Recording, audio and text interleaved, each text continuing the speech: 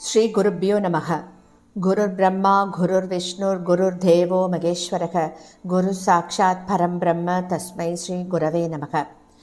சதாசிவசமாரம்பாம் சங்கராச்சாரிய மத்தியமாம் அஸ்மதாச்சாரிய பர்யந்தாம் வந்தே குரு பரம்பராம். குரவே சர்வலோகானாம் விஷஜே பவரோகிணாம் நிதயே சர்வவித்யானாம் தட்சிணாமூர்த்தயே நமக. ஸ்ருதிஸ்மிருதிபுராணானாம் ஆலயம் கருணாலயம் நமாமி பகவத்பாதம் சங்கரம் லோகசங்கரம். सदात्मध्याननिरतं विषयेभ्यः पराङ्मुखं नौमि शास्त्रेषु निष्णातं चन्द्रशेखरभारतीं. विवेकिनं मगाप्रज्ञं धैर्यौधार्यक्षमानिधिं सदा अभिनवपूर्वं तं विद्यातीर्थगुरुं भजे. भारतीकरुणापात्रं भारतीपदभूषणं भारतीपदमारूढं भारतीतीर्थमाश्रये. विद्याविनयसम्पन्नं वेदरागं विवेकिनं वन्दे वेदान्ततत्त्वज्ञं विदुशेखरभारतीम्. அனைத்து பெரியோர்களுக்கும் நீலாயுதாட்சிகுமாரின் நமஸ்காரங்கள். பிரதி குருவாரம் நம்ம சிங்கேரியில் சங்கரரை பத்தி கேட்டுருக்கோம். குருநாதர்களோட பேரருள்ள இந்த காவியத்தின் நூலாசிரியர் திரு கே நாராயண சுவாமி அவர்கள். இவர் எழுதிய புத்தகத்தின் ஒவ்வொரு வரிகளையும் தான் நம்ம அனுபவிச்சு கேட்டுருக்கோம். பிரதி குருவாரத்திலையும் போன வாரத்தின் தொடர்ச்சியை தான் தொடர்ந்து கேட்கப் போகின்றோம். 123வது வாரமாக ஸ்ரீ வித்யாரண்ய சுவாமிகளுக்கு ஸ்ரீ சாரதையின் அருளில் 2 சிஷ்யர்கள் அமைந்தார்கள் அப்படிங்கறத பத்தி கேட்டோம். முதல் சிஷ்ய சுவாமிகள் ஸ்ரீ சந்திரசேகர பாரதி சுவாமிகள் அவர்களும், அடுத்ததாக ஸ்ரீ நரசிம்ம பாரதி சுவாமிகளும் பொறுப்பேற்றுக்கிறார். அந்த ஸ்ரீ சந்திரசேகர பாரதி அப்படிங்கிற இடம் யதி சிறிது காலம் தம் குருநாதரோட தங்கி சாதுர்மாசிய விரதத்தை அனுஷ்டானம் பண்ணிட்டோம். தமக்கு ஏற்பட்ட பரிப்ராஜக தர்மத்தை அனுஷ்டிக்க விரும்பியவராக குருநாதரோட அனுமதியை பெற்று தீர்த்த யாத்திரை செய்து வர சிங்கேரியை விட்டு கிளம்புறார். அடுத்ததாக 2வது இளைய சுவாமிகளுக்கு ஸ்ரீ நரசிம்ம பாரதி அப்படிங்கிற புதிய பெயர் கொடுக்கப்படுறது. ஸ்ரீ சந்திரமௌலீஸ்வரரின் ஆராதனையிலிருந்து எல்லா பொறுப்புகளும் அவர்கிட்ட ஒப்படைக்கப்படுறது. இதற்கு இடையில் 2ஆம் ஹரிஹரன் நித்திய தரிசனத்தை வேண்டி அங்கு வரான். ஆனால் குருநாதருக்கோ விருபாக்ஷேஸ்வரிடமே மனம் செல்கிறது. இதை அறிந்த மன்னன் சந்தோஷமடைகிறான். அதனால் நாட்டிற்கு குருநாதரை அழைக்கிறான். 2வது இளைய சுவாமிகளிடம் பொறுப்பை ஒப்படைக்க நினைக்கிறார் ஸ்ரீ வித்யாரண்ய சுவாமிகள். ஆனால் அவரோ, எங்கிருந்தாலும் அவர் திரும்பி வரும் வரை தாங்கள்தான் பீடாதிபதி, நான் தங்களின் ஆக்ஞைகளை நிறைவேற்ற வேண்டிய கிம்கரன் மட்டுமே அப்படின்னு சொல்லிடுறார். இதை நாம கேட்டோம். அதற்கு மேலும் அவர் சொல்றார், குருநாதரே, நான் தங்களுடன் இருந்து சேவை செய்து மேலே அநேகம் பாடங்களை அறிந்து கொள்ள காலம் சுருங்கிண்டே வருது. எனக்கு தங்களுடைய குருவின் மகிமைகளை பற்றி சொல்லுங்கோ. அவருடைய உண்மையான ஸ்வரூபம் என்ன? இன்றைக்கு அவர் நமக்கு எந்த ரூபத்தில் காட்சி கொடுப்பார்? நான் அவரை எங்கே காண முடியும்? இந்த சிலையிலா அல்லது அதோ அங்கே அவருக்காக எழுப்பப்பட்டிருக்கும் ஆலயத்திலா அப்படின்னு ரொம்ப பணிவோட கேட்கிறார்.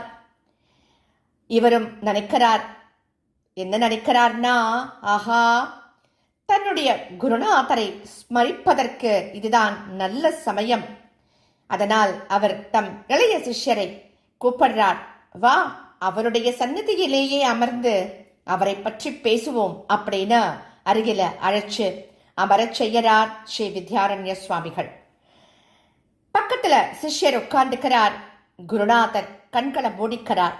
கண்களை மூடிண்டு தியானத்துல ஆழ்ந்துடுறார். அவருடைய அழகிய சிவந்த முகத்தில் மேலும் சிவந்த பிரகாசம் அப்படியே அள்ளி வீசறது.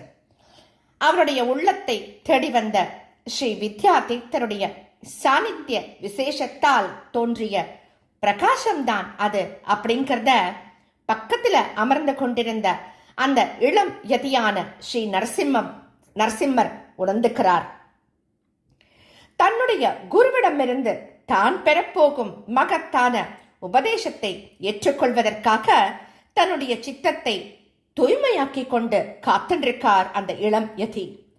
சூட்சுமமான குரு தத்துவத்தை பற்றித்தான் அது இருக்கும் அப்படின்னு எதிர்பார்த்து கொண்டிருக்கார் அந்த இளம் யதி. ஸ்ரீ வித்யாரண்ய சுவாமிகள் தன்னுடைய கண்களை திறக்காமல் பேச ஆரம்பிக்கிறார். சிஷ்யரே, இப்போது நாம் எம் குருநாதரை இப்போது இருந்து கொண்டிருக்கும் நிலையில் காண்கிறோம். நிலம், நீர், நெருப்பு, வாயு, ஆகாசம் ஆகிய ஐந்தையும் தம்மில் அடக்கி வைத்துக் கொண்டிருக்கும் பரஞ்சோதி ஸ்வரூபராக அவர் காணப்படுகிறார். அவர் மகேஸ்வரரா அல்லது மகாவிஷ்ணுவா அல்லது இருவரும் ஒன்று சேர்ந்த சங்கர நாராயணரா அப்படின்னு எம்மால் கூறவே முடியவில்லை. ஜீவன் முக்தராக, பரம ஞானியாக, ஸ்திதித பிரக்யராக, குணாதீதராக, அதிர்வர்ணாசிரமாக எங்கும் நிறைந்து நிற்கும் பரபிரம்ம வஸ்துவே தாம் அப்படிங்கிற ஞானத்தில் நிலைத்திருந்த மகா பிராமணராக இருந்த அவர் இன்று தம் பாஞ்சபௌதிக சரீரத்தையும் உதறி தள்ளிவிட்டு விதேக முக்தராக உள்ளார். ஏழாவது ஞான பூமிகை என்று கூறப்படும் துரியாதீத நிலையை அடைந்துவிட்ட அவரை சாக்ஷாத் சிவன் என்றும் சொல்லி வழிபடலாம். பிரம்மம் என்றும் கூறி தியானம் பண்ணலாம்.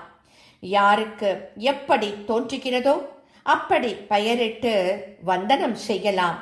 எந்த வரம்புக்குள்ளும் அடங்காத ஒன்றை எந்த பெயராவது சொல்லி குறிப்பிட்டாலும் அது தகும் அப்படின்னு சொல்றார்.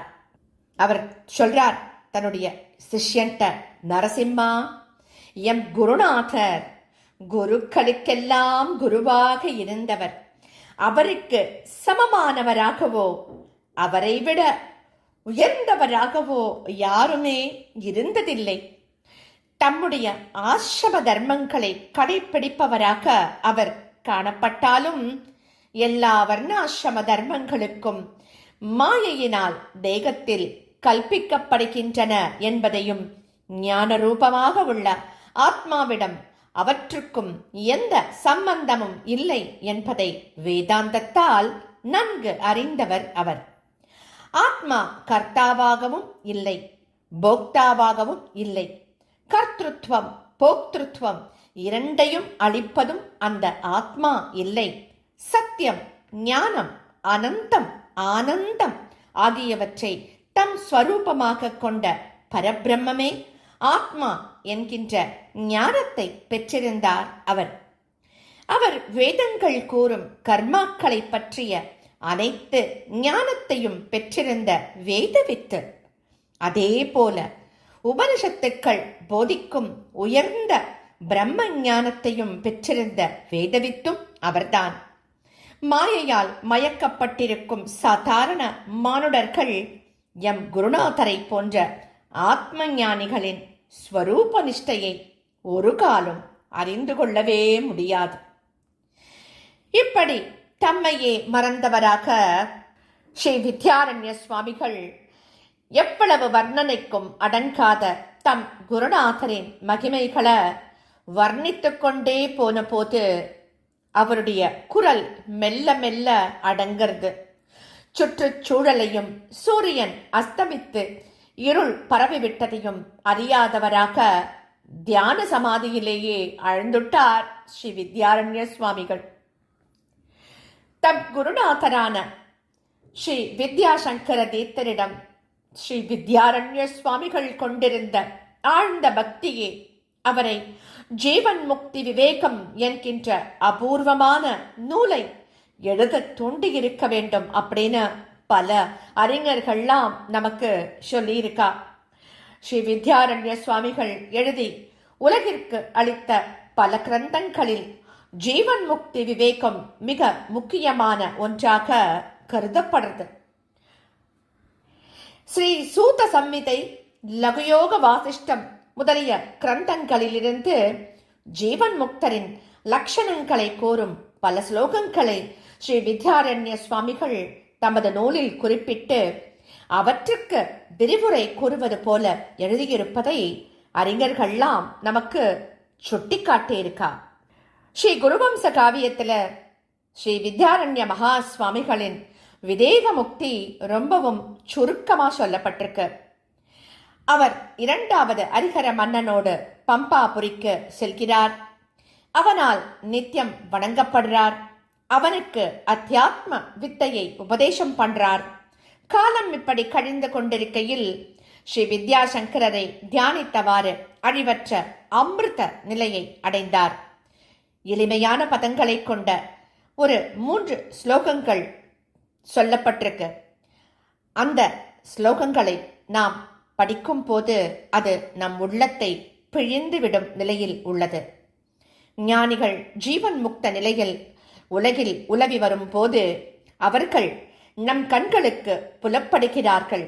அவர்களுடைய வாக்கிலிருந்து வரும் வார்த்தைகள் நம் காதுகளில் ஒலிக்கின்றது.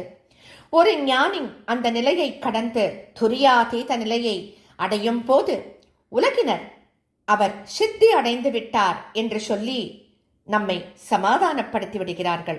சாஸ்திரம் படித்தவர்கள் அவர் விதேக முக்தி அடைந்து விட்டார் அப்படின்னு சொல்லுவார்கள். மண்பாண்டம் உடையும் போது அதில் தனியாக இருந்த ஆகாசம் வெளியே பறந்து இருக்கும் ஆகாசத்தோடு கலந்து தன்னுடைய தனித்தன்மையை இழந்து விடுவது போலும், குடம் சமுத்திரத்தில் மூழ்கிவிடும் போது குடத்தில் இருந்த நீர் சமுத்திரத்தில் சமுத்திர நீருடன் கலந்து விடுவது போலும் ஜீவாத்மா தன் சுயநிலையான பரமாத்மாவுடன் ஐக்கியமாகிவிட்டது என்று பண்டிதர்கள் அதை நமக்காக விளக்கிச் சொல்லி நம்மை சமாதானப்படுத்துவார்கள். ஆனால் பாமரர்களாக இருக்கும் நாம் நம் மனம் ஆறுதலை பெறுவதற்கு காலத்தின் உதவியைத்தான் நாட வேண்டியிருக்கு இல்லையா? ஸ்ரீ வித்யாரண்யரின் மறைவை பற்றி எழுதும் போதோ அதை பின்னால் படிக்கும் போதோ மனதில் வேதனை உண்டாவதை தவிர்க்க முடியாது. சரித்திர ஆசிரியர்களும் ஆராய்ச்சியாளர்களும் இடிபாடுகளுடன் கூடிய ஹம்பி கஷேத்திரத்தில் ஸ்ரீ விருபாட்சேஸ்வரரின் ஆலயத்தை ஒட்டி இருக்கும் அதிஷ்டானத்தை காட்டி இங்கேதான் ஸ்ரீ வித்யாரண்ய சுவாமிகளின் சமாதி கட்டப்பட்டிருக்கிறது அப்படின்னு சொல்லியிருக்கா. பிற்காலத்துல அங்கிருந்து மிருத்திகை எடுத்து வரப்பட்டு சிங்கேரி மடத்தின் வளாகத்தில் ஸ்ரீ ஜனார்தனரின் ஆலயத்தின் பின்புறத்தில் பிரதிஷ்டை செய்யப்பட்டிருக்கு. அங்கே ஒரு சிவலிங்கம், அதன் பின்னால் சுவரின் அருகே அம்பிகையின் கல் விக்கிரகம், வித்யாவாகீஷர் வித்யாவாகீஸ்வரி அப்படிங்கிற திருநாமங்களோட குறிப்பிடப்படும் அவற்றுக்கு நித்தியம் பூஜை செய்யப்படுறது. ஸ்ரீ வித்யாரண்ய மகா சுவாமிகள் சிங்ககிரியை விட்டு தம் கடைசி யாத்திரையாக பம்பா கஷேத்திரத்திற்கு செல்ல முன் தம்முடைய இளைய சீடர் ஸ்ரீ நரசிம்ம பாரதி சுவாமிகளுடன் நிறைய பேசுறார். முக்கியமாக ஸ்ரீமடத்தின் காரிய கிரமங்களில் புதிதாக தாம் சேர்த்தவற்றை பற்றியும் ஏற்கனவே இருந்தவற்றை விஸ்தரிப்பதை பற்றியும் பேசுறார். இளம் சீடர் மிகவும் கவனத்துடன் கேட்டுக்கொண்டு தங்களுடைய உத்தரவுகளை நிறைவேற்றுவோம் அப்படின்னு வாக்கு கொடுக்கிறார். இதுக்கப்புறமா என்ன நடக்க போறது? ஸ்ரீ வித்யாரண்ய சுவாமிகள் மேலும் தம்முடைய இளம் சீடரிடம் என்னெல்லாம் சொல்ல போகிறார் அப்படிங்கறத நாம அடுத்த வாரம் தொடர்ந்து கேட்கலாம். ஸ்ரீ சத்குரு பாகி, ஸ்ரீ சத்குருநாதா சரணம் சரணம் சரணம்.